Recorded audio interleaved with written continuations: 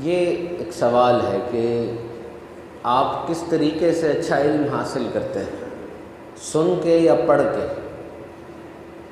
You acquire knowledge by reading اور by listening. آپ سب بیٹھے ہیں، میں بیان کر رہا ہوں، یہ بھی علم حاصل کرنے کا ایک ذریعہ ہے کہ آپ سن رہے ہیں۔ کتاب پڑھتے ہیں تو وہ بھی ایک ذریعہ ہے۔ یونیورسٹی آف کیلیفورنیا کی ریسرچ کے مطابق ان دونوں طریقوں میں کوئی خاص فرق نہیں ہے۔ اگر انسان کے دماغ کو دیکھا جائے تو وہ سن کر بھی اچھا علم حاصل کرتا ہے اور پڑھ کے بھی اچھا علم حاصل کرتا ہے، یاد بھی اس کو رہ جاتا ہے۔ ہاں، جس موضوع کے بارے میں کلام کیا جا رہا ہے وہ موضوع بھی دیکھنا ہوگا۔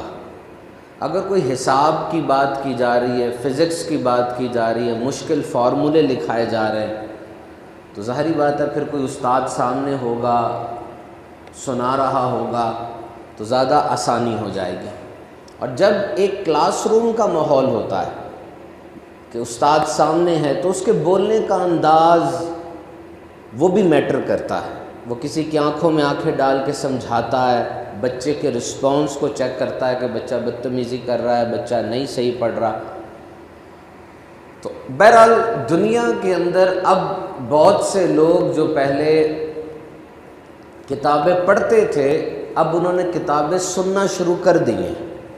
They have transferred their mode of learning from reading to listening۔ Audio books دنیا میں آ گئی ہیں اور سننے کو وہ پریفر کرتے ہیں۔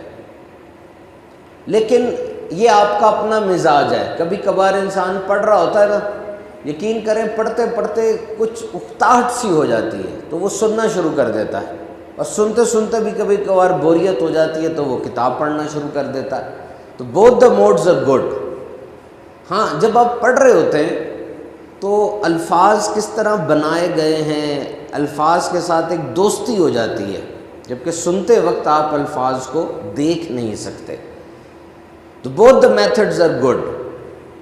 لیکن ایک بات ضرور یاد رکھیں کہ جب بھی آپ کوئی چیز سنیں تو اسے لکھ لیا کریں۔ Try to write and there is no substitute of writing۔ No digital technology can replace the writing۔ کیونکہ آپ کے ہاتھ جب لکھتے ہیں اور آپ کے ہاتھ جب میسج لکھتے ہیں یا آپ پین پکڑ کے لکھتے ہیں تو آپ کا دماغ ری وائر ہوتا ہے، آپ کے دماغ کو وہ حرف بنانا آتا ہے اور سارا کچھ اس طریقے سے ہوتا ہے۔ قرآن مجید میں آیا، یعنی وہ رب بڑا کریم ہے جس نے قلم کے ذریعے لکھنا سکھایا، جس کے ذریعے غائب امور کی پہچان ہوتی ہے۔ حضرت عبداللہ بن عمر رضی اللہ عنہ سے روایت ہے، میرے آقا نے فرمایا علم کو قید کر لو، علم کو قید کر لو۔ عرض کی یا رسول اللہ اسے قید کرنا کیا ہے؟ فرمایا علم کو لکھ لینا اسے قید کر لینا ہے۔ کسی کا قول میں نے پڑھا، بڑا اچھا لگا کہ جو کچھ میں نے سنا لکھ لیا، جو لکھا یاد کر لیا، اور جو یاد کیا اس نے مجھے فائدہ پہنچایا۔ بڑے بڑے علماء جنہوں کو لاکھوں احادیث یاد تھیں، ان سے کسی نے پوچھا کہ یہ کیا وجہ ہے کہ آپ کو یہ یاد رہتی ہیں؟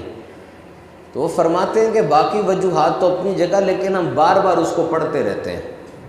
تو اگر آپ کسی جگہ پر آئیں اور آ کر آپ کوئی چیز سنیں، اگر وہ چیز آپ کو پہلے سے آتی ہے تو سبق پکا ہو جائے گا آپ کا۔ اگر وہ نئی چیز ہے تو یہ نعمت ہے کہ نئی چیز سیکھنے کو آپ کو مل رہی ہے۔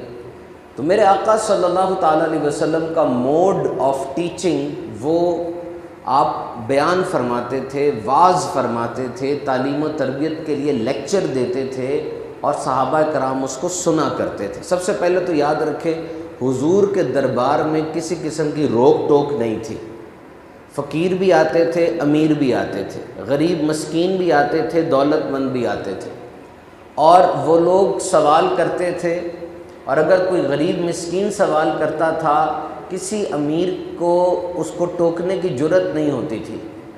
اور اگر کوئی سوال لمبا کر دیتا یا کوئی ایسا سوال کرتا جس کا کوئی اتنا محل نہ ہوتا تو حضور اس کو بھی تحمل سے سنتے تھے اور دین اسلام کی تبلیغ اس کو کرتے، مسائل اس کو